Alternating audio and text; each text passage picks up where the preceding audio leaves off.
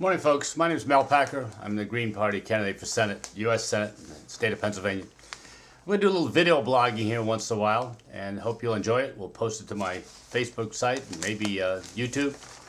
I read the paper every morning. I'm one of those folks who's just a newspaper addict, and I find interesting articles here I think we need to comment on and think about. And of course, the one that's most interesting in the last few days has been about BP and the massive oil spill in the Gulf of Mexico.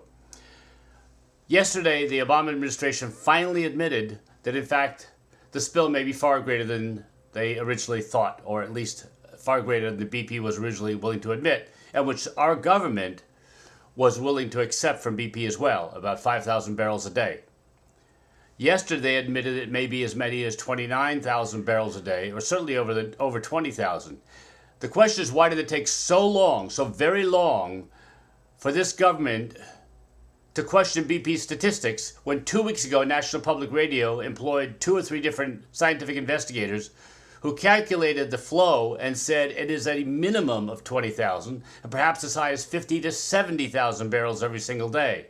And so just now, 2 weeks after that discovery, 2 weeks after that scientific discovery, we are finally not taking the word of BP and acknowledging that this is the greatest spill in U.S. history, and it goes on and is going to go on, apparently, as so far the efforts to cap it have failed, therefore endangering the lives of millions of people, the future of millions of people in the Gulf, and apparently it's going to sweep up the East Coast as well.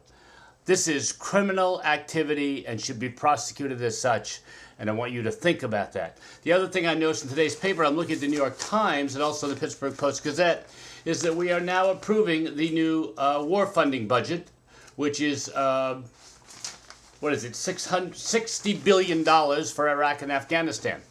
It is not fully approved yet because the House version includes something about extending unemployment. Oh, we can't extend unemployment. No, we can fund illegal wars in Iraq and Afghanistan. We can continue to make ourselves the enemy of the world by doing so. We can continue to prop up a drug kingpin, the Hamid Karzai's brother Wali in Afghanistan. We can continue to prop up the government of Hamid Karzai, which probably only enjoys the influence of those immediately around him and a small area in Kabul.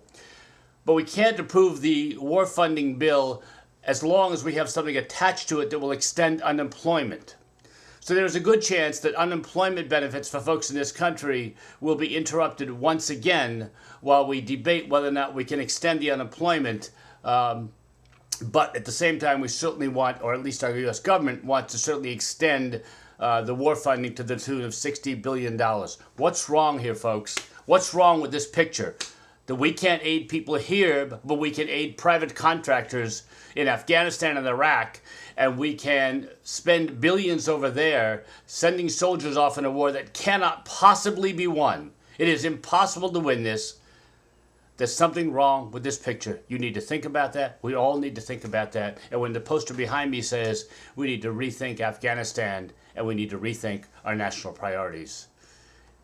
If you enjoy what I'm saying, if you like what I'm saying, or if you just want to comment on what I'm saying, I invite you to go to my website, melpackerforsenate.org or melpackerforsenate.com, and feel free to volunteer. We need to get on the ballot. Thank you very much.